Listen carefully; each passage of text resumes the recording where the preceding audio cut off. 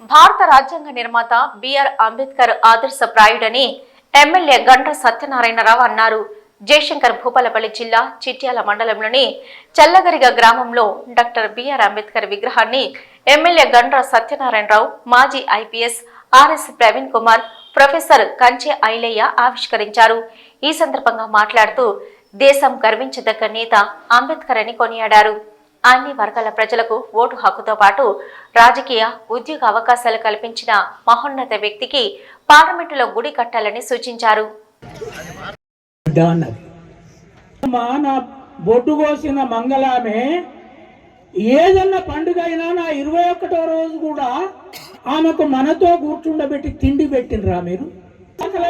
లింగం వచ్చి అవ్వా సాకల ధాన్యాన్ని బుట్ట పట్టుకొని వస్తున్నదే, అందరికి మంచి పువ్వు తిన్నాక మిగిలింది సాకలానికి వేస్తున్నాం. మనం ఏం మనుషులము? ఇది అంబేద్కర్ తెలియకముందు. అంబేద్కర్ తెలిసిన తర్వాత మా అయ్యకు అంగి లేదు, కానీ కాళ్ళకు చెప్పులు, ఎండాకాలంలో కూడా ఫ్రిడ్జ్ లో ఉన్నట్టు నీళ్లు తాగే మాదిగ చేసిన తోలు తిత్తి మా అయ్య వెంట ఉండేది, నాతోటి కూడా ఉండేది. మరి మాదిగ తోలు సైన్సు చెప్పు లేకపోతే మా అయ్య గొర్రె రాష్ట్రోడు కాదు, ఈ దేశం బతికేది కాదు. ఈ దేశాన్ని ఇవాళ నేను బీసీని చెప్పుకునే మోడీ పరిపాలించేటోడు కాదు, షూస్ వేసుకొని తిరుగుతున్నా. కానీ నిన్న పార్లమెంట్లో ఎందుకు నేను అంబేద్కర్ గుడి కట్టాలంటున్నా? నిన్న పార్లమెంట్లో హోమ్ మినిస్టర్ అమిత్ షా ఏమన్నాడు? కాంగ్రెస్ వాళ్ళను ఉద్దేశించి, మీ పార్టీ వాళ్ళు ప్రొటెస్టులు మొదలుపెట్టారు, ఉద్దేశించి మీరు అంబేద్కర్ పేరు ఇన్నిసార్లు తీస్తున్నారు, ఒకవేళ దేవుని పేరే ఇన్నిసార్లు తీసుంటే మీరు 7 సార్లు స్వర్గం పోయేవాళ్ళు అన్నాడు.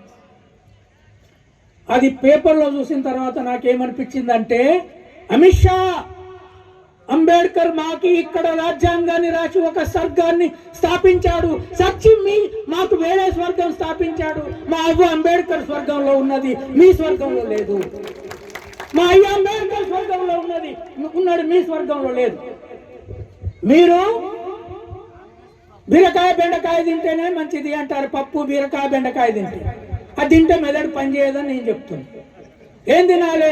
మంచిగా మెదడు పనిచేసే కూర తినాలి. మా అయ్య మా అవ్వ బతుకున్నంత కాలం కూర మంచిగా తిన్నారు. మీ వెజిటేరియన్ హెవెన్కు మా అయ్య మా అవ్వ రాలే, మాది వేరే హెవెన్ ఉన్నది. అది కనుక అంబేద్కర్కు ఇక్కడి నుంచి గుళ్ళు కట్టాల్సిన అవసరం ఉన్నది. ఆయన దేవుడైండు. చదువుకుంటేనే అంబేద్కర్ లాంటి జ్ఞానాలు పుడతారు. మరి మనం చదువుతున్నామా? చదవడం లేదు. మరి చదివినప్పుడు బాబాసాహెబ్ లాగా ఎట్లా తయారవుతాం మనం? అందుకొరకు దయచేసి చదువు మీద ఫోకస్ చేయండి. తెలియకపోతే ఎవరి దగ్గర ఉందో ఆ జ్ఞానం ఉన్న వ్యక్తి దగ్గరికి పో అనేది విగ్రహం చెప్తుంది. అంతే తప్ప విగ్రహం కేవలం ఏప్రిల్ 14 నాడు, డిసెంబర్ 6 నాడు దండలేయడానికి మాత్రమే కాదు. జేబీఎం అనే నినాదాలకే పరిమితం అయితే మన జీవితాలు మారవు. అందుకొరకు మరి మీరు ఈ రోజు నుంచైనా పెద్దలు చెప్పినట్టుగా తాగుడు బంద్ చేసి, గంజాయికి దూరంగా ఉండి, మహిళలను కొట్టకుండా, ఈ వేదిక మీద ఒక్కరినన్నా మహిళను పెడితే బాగుంటుంది. మహిళలతో ఎప్పటికైనా మహిళలకు సమానమైన గౌరవం ఇస్తూ మరి ఇంగ్లీషు మీడియంలోనే మన పిల్లలందరినీ కూడా తప్పకుండా చదివించాలి. తెలుగు మాతృభాష వస్తుంది ఎట్లయినా కానీ ఇంగ్లీషు మీడియం మరి విదేశీ భాష, ఇంటర్నేషనల్ భాష, ఇంటర్నేషనల్ లింక్ లాంగ్వేజ్ దాంట్లో నేర్చుకోండి. అదేవిధంగా రాబోయే రోజుల్లో కోడింగ్ కూడా నేర్చుకోండి, ఆర్టిఫిషియల్ ఇంటెలిజెన్స్ గురించి నేర్చుకోండి, మెషిన్ లెర్నింగ్ గురించి నేర్చుకోండి, మన మనుషుల గురించి నేర్చుకోండి. తప్పదు. ఇక్కడ నుంచి అయ్యో సారు మనం ఏమి రాదు కదంటే రాదు, పర్వాలేదు. కెన్యాలో ఆఫ్రికా గుడిసెల నుంచి డైరెక్ట్ గా బంగాళాలు కట్టే రోజులు వస్తాయి. దయచేసి ఆ విగ్రహంలో ఉండే ఆలోచనలు ఏవైతే ఆలోచనలు మీరు పాటించాలని చెప్పి కోరుకుంటూ మరింత అంబేద్కర్ విగ్రహము పెట్టే ముందు ఉత్సాహం, మనం విగ్రహం పెట్టే విధంక జయంతికి, అదేవిధంగా మనము వర్ధంతికి అప్పుడే కనబడతాం.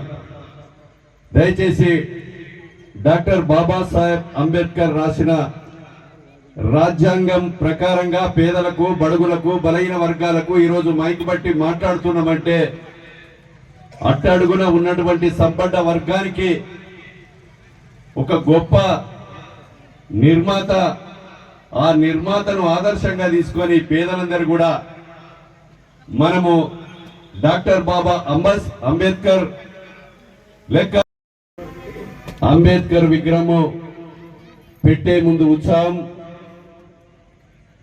మనం విగ్రహం పెట్టేనాక జయంతికి, అదేవిధంగా మనము వర్ధంతికి అప్పుడే కనబడతాం.